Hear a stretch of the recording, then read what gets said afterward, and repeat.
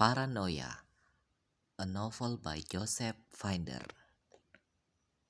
Until the whole thing happened, I never believed the old line about how you should be careful what you wish for because you might get it. I believe it now.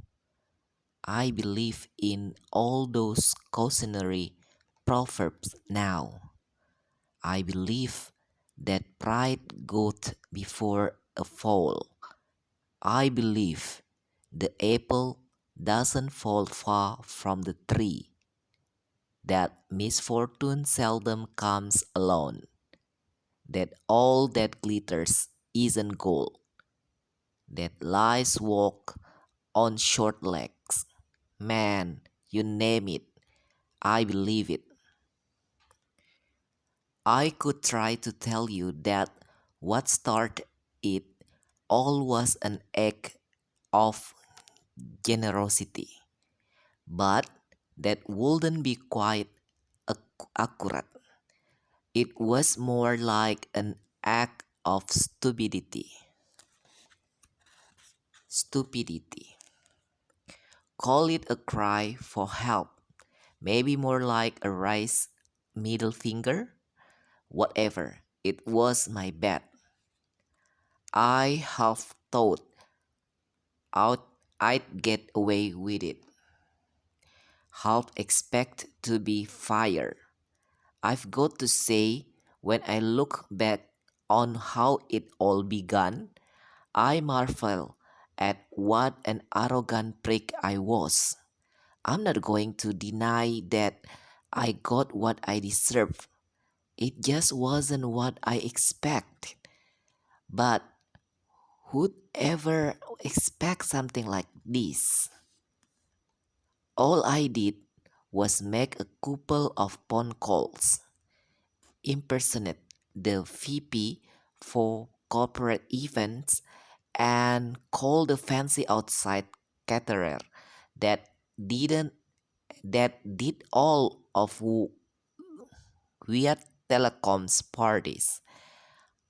I told them to just make it exactly like the bash date done the week before for the top salesman of the year award. Of course, I had no idea how lavish that was. I gave them all the right disbursement numbers, authorized the transfer of funds in advance. The whole thing was surprisingly easy. The owner of Mills of Splendor told me he'd never done a function on a company loading dock, that it presented decor challenges. But I knew he wasn't going to turn away a big check from Viet Telecom.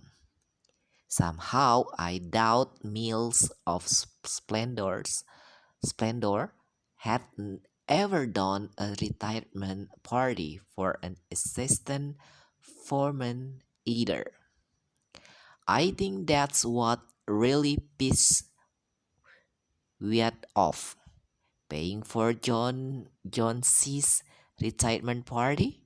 A loading dock guy for Christ's sake.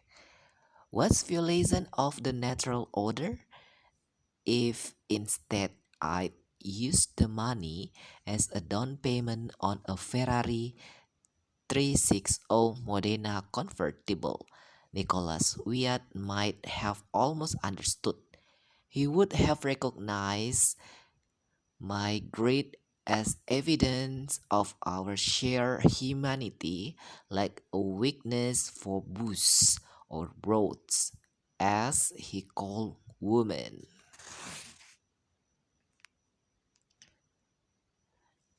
If I'd known how it would all end up, would I have done it all over again? Hell no. Still, I have to say it was pretty cool. I was into the fact that Genesee party was being paid for out of a fund earmarked earmarked for, among other things, on offsite for the CEO and his senior vice presidents at the Guanahani resort on the island of Saint Bartholomew. I also love seeing the loading dock guys finally getting a taste of how the execs lived. Most of these guys and their wives, whose idea of a splurge was the shrimp feast at the red lobster or ribs on the Barbie at Outback Steakhouse, didn't know what to make of some of weird food, the Ocetra caviar and saddle of veal provençal, but they devoured the fillet of beef and crowd the track the rack of lamb, the roast lobster with ravioli, the ice sculptures were a big hit, the Dom Perignon flowed, though not as fast as Budweiser.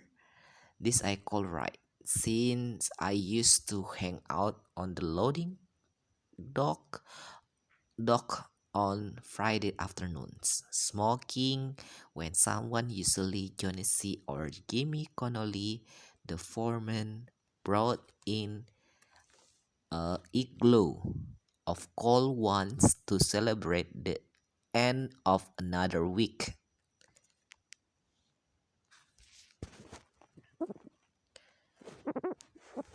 Johnny C, an old guy with one of those weathered hang-dong faces that make people like him instantly, was lit the whole night.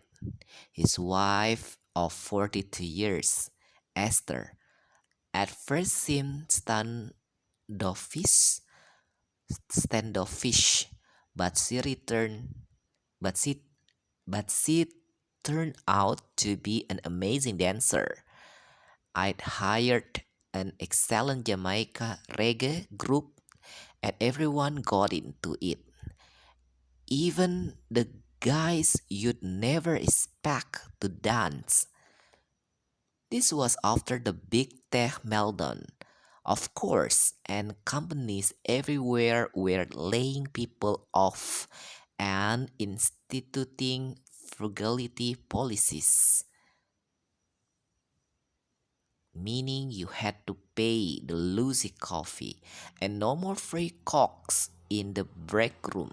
And like that, Jonesy was late to just stop work one Friday, spend a few hours at HR signing forms, and go home for the rest of his life. No party, no nothing. Meanwhile, the Wyatt Telecom staff was planning to head down to St. Bart's in their Learjets, booing their wives or girlfriends in their private villas, slather coconut oil on their love handles, and discuss company wide frugality policies over options buffet breakfast of papayas and hummingbird tongues. Johnny C. and his friends didn't really question too closely who was paying for it all, but it did give me some kind of twist secret pleasure. Until around 1:30 in the morning, when the sound of electric guitars and the screams of a couple of the younger guys, blotto out of their minds, must have attracted the curiosity of a security guard, a fairly new hire. The pace Lucy turnover is unbelievable. Who didn't know any of us and wasn't inclined to cut anyone any slack. He was pudgy guy with a flushed, sort of porky pig face, barely 30. He just grabbed his walkie talkie as if it were a Glock and said, "What the hell?" And my life as I knew it was over.